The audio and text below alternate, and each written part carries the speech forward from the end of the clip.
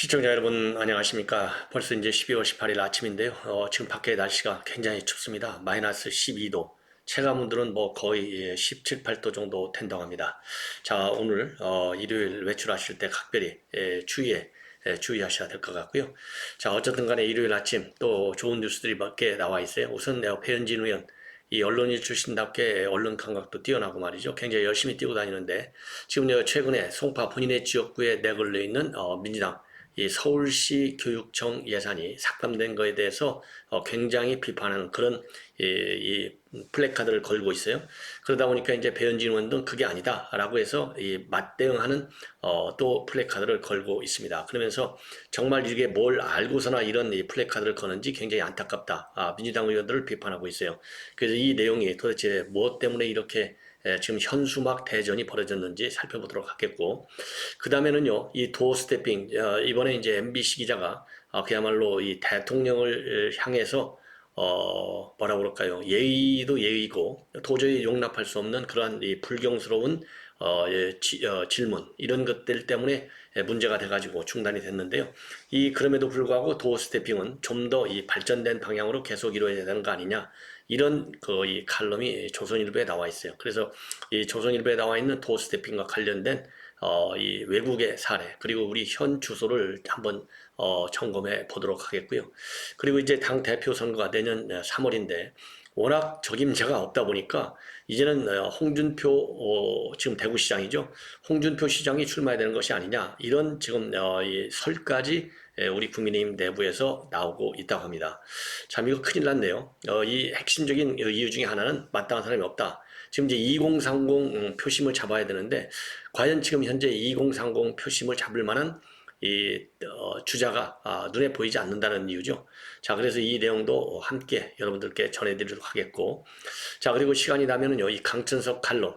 왜냐면 윤석열 대통령이 3대 개혁 인기 없어도 하겠다 그랬는데 이 3대 개혁 지금 야당이 워낙 거대 야당이다 보니까 야당의 협조 없이는 이게 이제 되기가 어렵지 않습니까? 그래서 이 3대 개혁을 추진하는 데 있어서 여의도의 담장벽을 넘을 수 있겠느냐. 그래서 여의도에 있는 야당 이 제대로 개혁에 동참하라 이런 일종의 이제 워닝 메시지를 주고 있어요. 그래서 이 내용도 함께 전해드리도록 하겠습니다.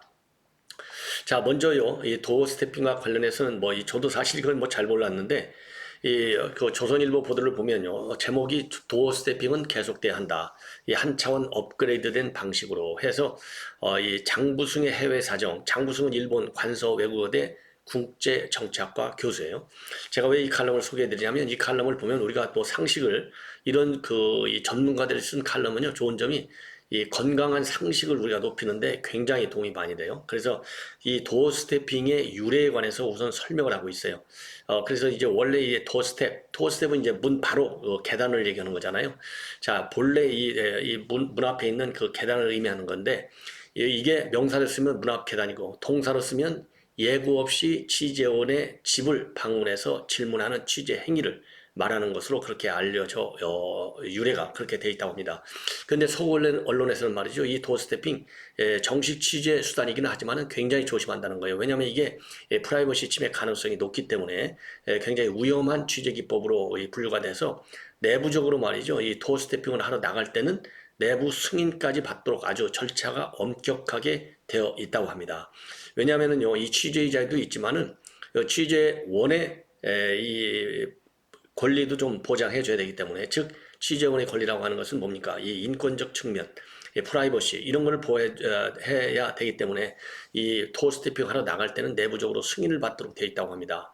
영국 BBC의 경우에 그렇게 아주 굉장히 중요하게 제한 요소를 주고 있다고 그래요. 특히 고위 공직자를 대상으로 해서 취재를 한다거나 아니면은 중대 범죄에 연루된 것으로 보이는 그럴 때 취재를 할 때의 경우 반드시 편집국 승인을 받도록 되어 있다고 하는 것이죠. 그리고 또 이 별도로 윤리부서에 검토조 하게 되어 있다고 그러고 그런 이 경위가 전부 다 문서로 남기게 되어 있을 정도로 엄격하게 해 오고 있는데 지금 우리 윤석열 대통령이 하고 있는 도어 스태핑의 경우에는 일본에서 쓰는 도어 스태핑하고 거의 비슷한 성격, 즉 영국과 같이 엄격한 제한이 따르고 절차적으로 아주 심사를 요하는 그런 정도가 아니라 일본에서는요 일본말로 이 브라사가리라고 하네요. 브라사가리. 이 불화사가리가 일본 말인데 이게 한국말로 하면은 매달리라는 뜻이 돼요. 그러니까 일본 총리들이 들랑들랑 할 때 그때 매달려서 질문을 하는 거. 이게 이제 불화사가리라는 것이죠. 그래서 우리 윤석열 대통령이 하고 있는 도어스태핑은 불화사거리하고 거의 비슷하다. 그런데 일본에서 말이죠. 이 불화사거리를 제일 잘한 이 총리는 누구냐면은 이 고이즈미 총리였다는 겁니다. 자, 그래서 이제 왜 그러냐면은 본인이 이 총리가 얘기해봐야 이 방송 같은 데서 한 7, 8분, 7, 8초 정도밖에 안 되기 때문에 이래가지고는 본인의 메시지가 일본 국민들에게 전달이 제대로 안 되는구나. 이래서 한 게 불화사가리, 이 도어스태핑을 했다는 겁니다. 그래서 굉장히 잘했는데도 불구하고 이 부정적 측면도 일본 고이즈미 총리의 경우도 많았다는 거예요. 그래서 지금 우리 윤석열 대통령이 지난 6개월간 반년 정도 쭉 해왔는데 긍정적 측면도 상당히 많았다. 그렇지만은 또 부정적 측면도 없지 않았다. 하지만은 이 윤석열 대통령이 굉장히 뭡니까 열심히 하고 윤석열 대통령이 이 도어스태핑을 굉장히 좋아한다는 거 아니에요? 자, 그럼에도 불구하고 이 논란이 많은 것은 좀 효과적인 소통 구조에 대한 고민이 좀 필요한 상황. 즉, 효과적 소통을 위해서 이 보안 발전할 고민을 할 부분이 좀 많았다는 것이죠. 자, 그래서 지금 이제 이 조선일보의 이 기자가 이 교수가 제안하고 있는 것은 이제 우리가 이제 구중 궁궐에 갇힌 대통령 우리가 얼마나 많이 봐왔느냐 소통이 부족한 문제점 다 알고 있지 않느냐. 그래서 지금 이제 시대가 개방되기 때문에 개방된 시대에 맞게 언론과의 새로운 소통 구조를 잘 만들어내야 되겠다. 그 중에 하나가 바로 도어스태핑인데 현재와 같이 시행착오가 두려워서 업그레이드에 주저하지 말고 윤석열 대통령이 집권 2년 차를 맞아서 한 단계 업그레이드된 소통 방식으로 들고 나오기를 기대한다. 이러한 입장을 내는데요. 참고적으로 언론 보도를 보면요, 이 도어스태핑은 이제 가능하면 안 하고 미국 대통령과 같은 이 정례화된 공식적이고 아주 포멀한 그리고 또 나름대로 이 취재 기자들이 지켜야 할 선도 분명히 그려놓은 그 상태 하에서의 정례 회견을 좀 더 자주 하는 게 좋지 않겠느냐 이러한 이 보관이 떠오르고 있다. 참고적으로 이렇게 말씀을 드립니다. 자, 이번에는요, 좀 전에 말씀을 드린 대로 배현진 의원이 자기 지역구에 걸린 민주당 지역위원장 현수막 내용을 비판하고 있어요.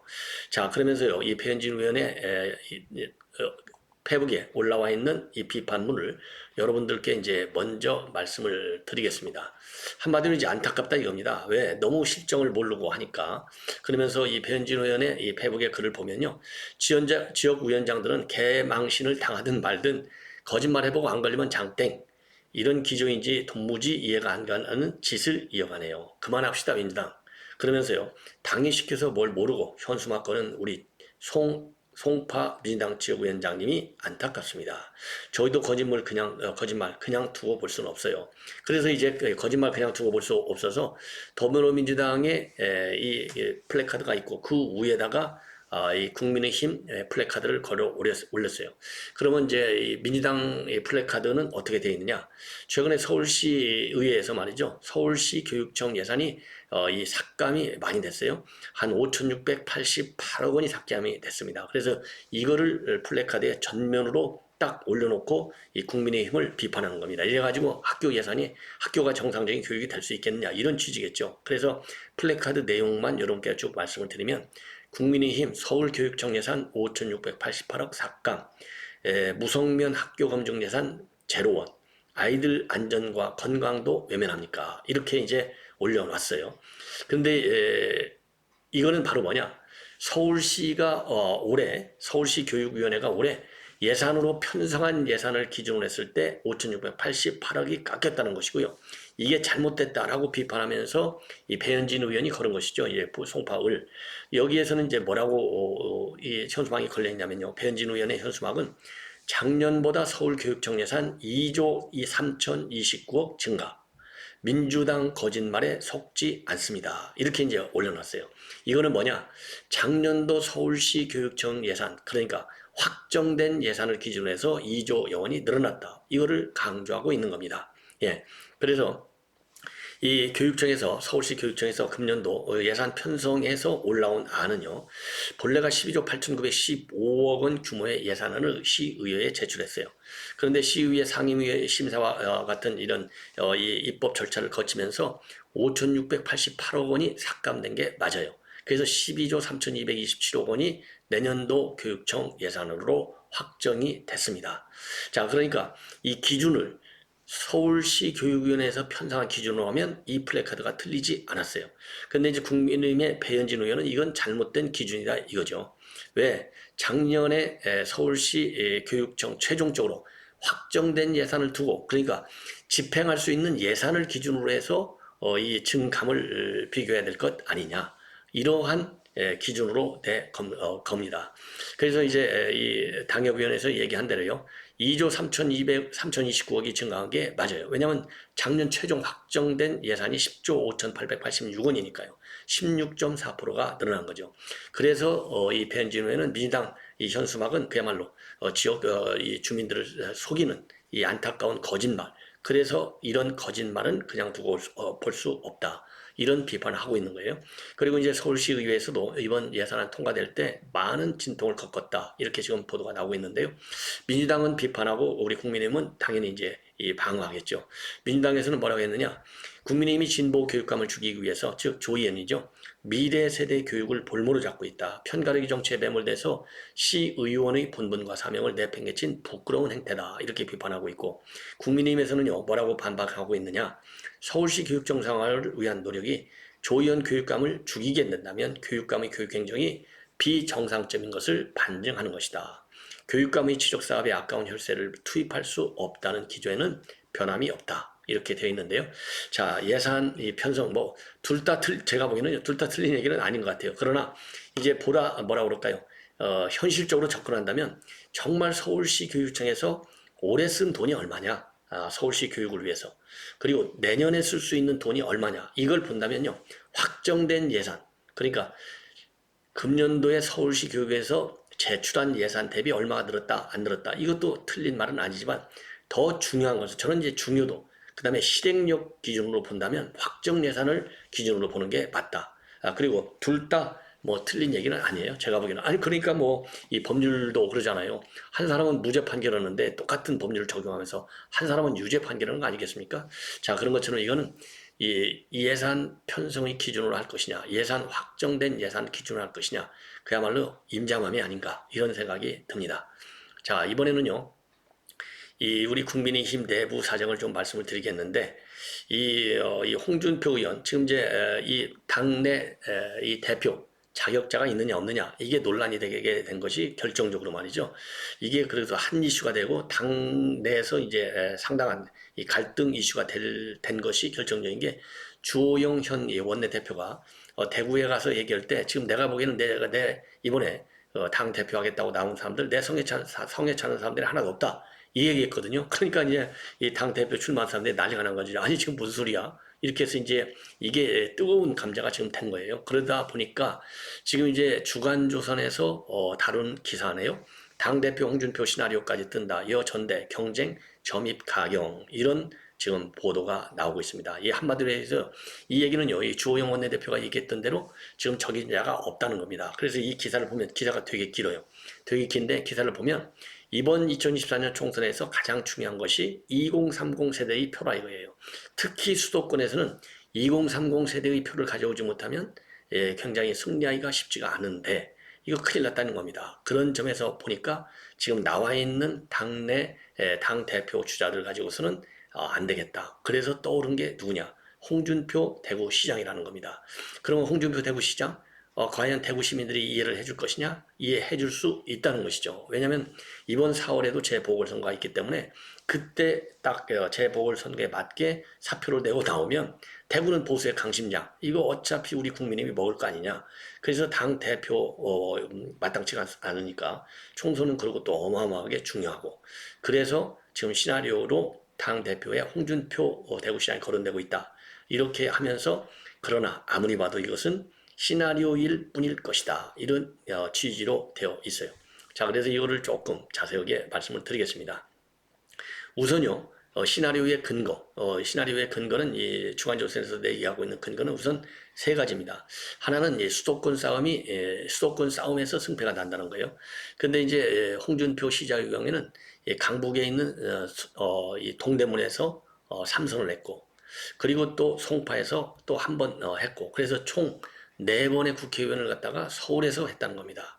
자, 그렇기 때문에 수도권 싸움에 경쟁력이 충분하고, 더욱이 강점은 뭐냐? 전국적 인지도가 높다는 거예요. 그리고 두 번째는 뭐냐? 2030 세대를 끌어와야 한다는 겁니다. 자, 그러면 지금 여권의 중진 정치인 중에서 2030 누구냐? 지금 현재 나름대로 윤석열 대통령과도 소통할 수 있는 이렇게 좀 의심할 여지가 없는 사람으로는 지금 홍준표 시장만큼 2030 세대를 끌어올 수 있는 능력이 있는 사람이 없다. 이렇게 지금 보고 있어요. 왜냐하면 이번에 이제 대선을 거치면서 2030 세대의 지지를 갖다 홍준표 시장이 끌어왔고, 그리고 지금 이제 청년 꿈 뭐죠? 플랫폼을 가지고 있잖아요. 이러면서 지금도 거의 뭐 매일매일 소통을 하지 않습니까? 여기에서 딱 한마디 대답하는 게 아주 매력이에요. 제가 봐도 그 매력이에요. 그건 뭐 제가 보기에 대한민국에서 홍준표 시장만한 그 적임자가 없을 것 같아요. 이러다 보니까 2030하고의 이 흡인력이 굉장히 세다는 거죠.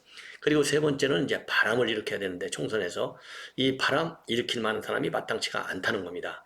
자, 그리고 이게 또 전국 단위의 이 바람을 일으켜야 되는데 그러려면은 중앙당에서 이벤트 같은 것도 많이 만들어야 될 것 아니냐.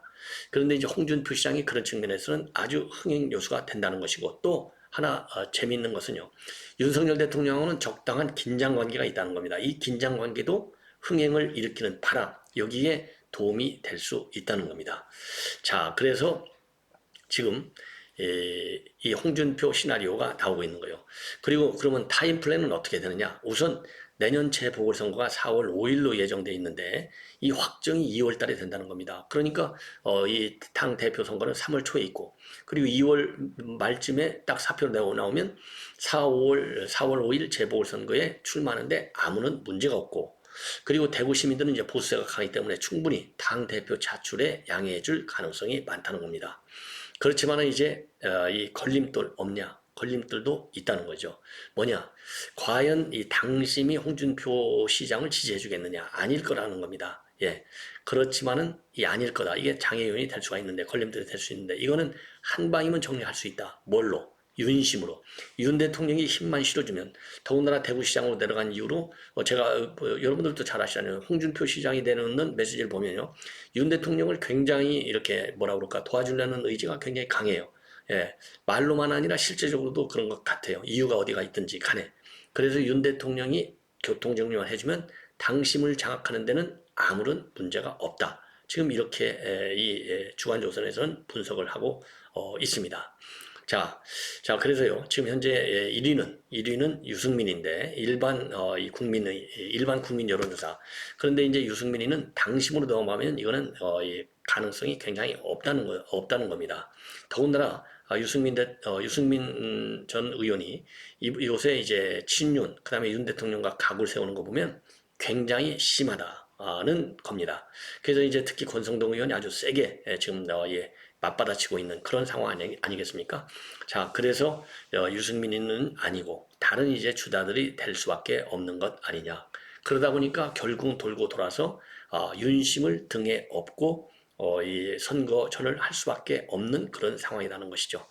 자, 그렇지만 어쨌든 윤심을 받는다 하더라도 수도권에서 2030의 지지를 받을 수 있는 인물은 굉장히 참 어렵다. 이렇게 결론을 내리고 있어요. 예. 그리고요, 이 한 국민의힘 전직 의원을 인용하고 있는데요. 윤 대통령과 좋은 합을 이룰 수 있는 당 대표가 필요해 보이지만 그게 전부는 아니다. 총선을 이끌어야 하는 이번 대표는 전국을 다니면서 각 후보들의 투표에 도움이 줘야 하는데 현재로서는 그럴 만한 사람도 없어 보인다. 이런 또 의견이 여전히 강하게 나오고 있습니다. 자, 이번에는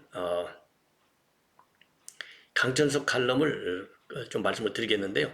이 강천석 칼럼 한마디로 해서 나라가 발전하려면 우리나라보다 잘 사는 나라, 왜 잘 사는지 이거를 연구 검토해야 되고 그러면서 우리 이제 조국은 우리 한국이잖아요. 이 한국이 현재 어느 상황에 있는지 이걸 그래서 이 선진 사례를 해서 우리가 선진화되는데 필요한 요소가 뭔지를 찾아와야 되는데 이게 망하는 것은요. 자, 망하는 것은 한순간에 망하지만 흥하는 것은 한 세기가 걸린다는 거예요. 자, 그렇지만은 요즘 세상은 이제 많이 달라졌다. 그래서 한 세기가 아니고 10년 단위로 지금 바뀌고 있는데 이런 상황에서 윤석열 대통령이 최근에 개혁을 하겠다. 노동교육연금 이거 개혁하겠다고 아주 작심을 했잖아요. 그래서 인기가 없더라도 내가 이건 뭐 극복해내겠다. 이렇게까지 입장을 발표했는데 과연 이게 여의도에서 민주당의 지지를 받아낼 수 있겠느냐. 이게 강천석 칼럼을 핵심 요지입니다. 그래서 민주당이 정신을 바짝 차려라 이거예요. 그리고 또 마찬가지. 우리 국민님도 정신을 바짝 차리고 윤석열 대통령도 정신을 바짝 차려야만이 이 개혁에 성공해서 나라를 선진화시킬 수 있다. 이런 지금 메시지로 되어 있는데, 이 칼럼은 그렇게 길지는 않습니다. 그런데 내용이 굉장히 좋아요. 그래서 이제 외국 사례를 쭉 성공한 사례들을 얘기를 하고 있고, 그리고 하고 있습니다. 그래서 이 칼럼을 얘기 들면 대개 자기 나라 사람은 자기 나라를 잘 모른다. 여기서부터 이제 시작해요. 한국도 예외가 아니라는 것이죠. 그래서 자기만 아는 사람은, 그러니까 영국밖에 모르는 사람은 사실 영국도 모르고, 미국밖에 모르는 사람, 중국밖에 모르는 사람, 일본밖에 모르는 사람 다 마찬가지. 한국도 예외가 아니다. 이 얘기는 우물 밖에 나가봐야 우물 안이 얼마나 좁은지를 안다는 겁니다. 즉 우리 자기 조국을 발견하려면 조국 울타리 밖으로 나가라는 거예요. 이게 이제 옛날 이 서양이든지 우리 한국이든지 마찬가지고, 그래서 우리의 경우에도 이승만 대통령이라든가 안창호 선생 이런 분들도 이 미국과 유럽을 다니면서 나라를 빼앗긴 이유를 아주 심각하게 알게 됐다는 겁니다.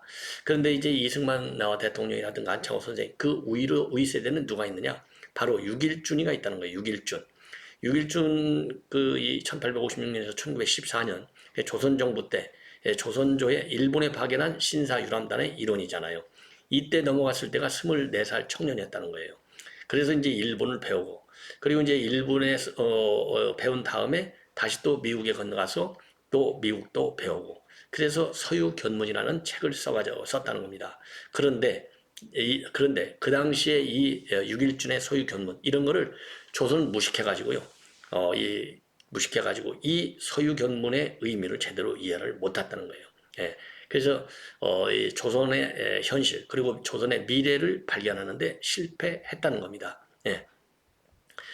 자, 그래서 이제 불란서 얘기를 하고 있고 독일 얘기도 하고 있고 그러면서 이제 결론은 이제 박정희 전 대통령 예를 들고 있어요. 박정희 전 대통령이 64년도 12월 10일 날 독일을 방문해서 루루 탄광지대를 찾았는데 눈물바다를 만들었다는 겁니다. 왜? 이 광부들이 막장에서 일하면서 한 달에 600마르크, 당시 환율로 160달러를 벌었고요. 그리고 간호사들은 이 뭐라 그럴까요? 이 사망한 사람들을 몸을 이렇게 알코올로 닦아주면서 440마르크, 그러니까 110달러를 모아서 매월 한국에 보냈다는 겁니다. 그런데 이분들의 연간 송금액이 무려 얼마였냐? 어마어마해요.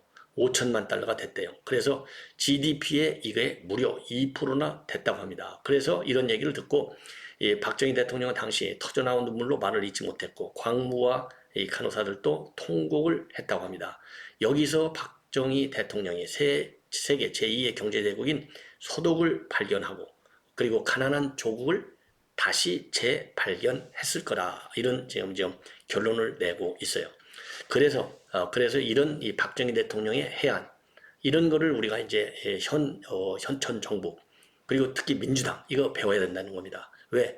지금은 속도의 시대라는 거예요. 그래서 한 세기에 걸쳐서 나라가 흥하고 망하던 시대가 지금은 아니고 길어야 20년, 짧으면 10년 주기로 성세가 바뀌는데 이제라도 독일 경제를 구축할 수 있을까? 이게 2003년도 독일에서 출판됐는데 2020년대는 왜 독일은 영국보다 잘하는가? 이 책이 영국에서 베스트셀러가 됐고 반대로 왜 일본은 성공했는가라는 책이 1982년도에 여러 나라에서 베스트셀러가 됐다는 거예요. 그래서 이 책을 읽고 일본 전공을 하게 된 오스트레일리아의 학자가 항의하니까 저자는 그 답변으로 1999년도에 왜 일본은 몰락하는가라는 책을 또 썼다는 겁니다. 이렇게 세계 시계는 훨씬 더 빨리 돌아가고 있다는 거예요. 그래서 대통령은 인기 없는 일이어도 노동연금 교육 3대 계획을 이루겠다고 얘기를 했는데 여의도는 앞서가는 나라를 발견하지도 못하고 그리고 한국을 재발견하지도 못한 야당이 장악하고 있다. 대통령은 이 담장을 넘을 수 있을까? 대통령의 정당도 우물박을 알고 있기는 하냐? 이렇게 해서 또 한 방 날리고 있네요.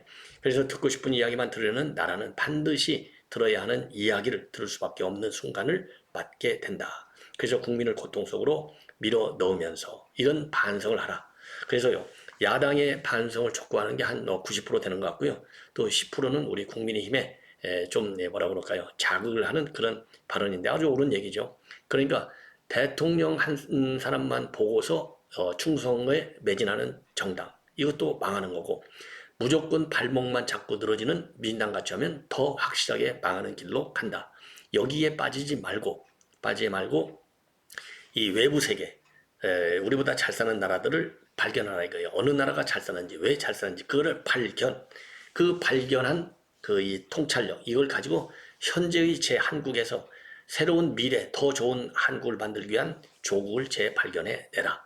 이걸 누가 했느냐? 박정희 대통령이 했다. 이게 이제 핵심인 것 같습니다. 자, 시청자 여러분, 이렇게 해서 오늘 이 첫 방송을 마무리하겠습니다. 아무쪼록 즐거운 일요일 되시기 바랍니다. 대단히 고맙습니다.